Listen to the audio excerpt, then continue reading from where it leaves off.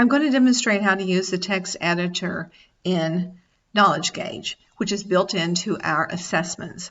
Here's the text editor, and in these special instructions is asking you to correct any capitalization error or errors of omission that are in this sentence.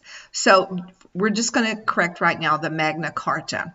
So you can either put your cursor before the letter that you want to capitalize and then hit the backspace key and then put in the correct letter, or you can always do it before the letter and then hit the delete button.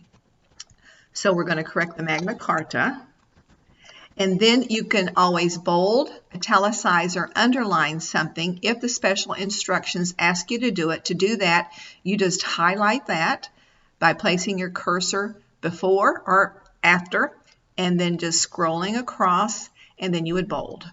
You can undo things by just hitting the undo button. There you can italicize, undo, underline, undo. Thank you.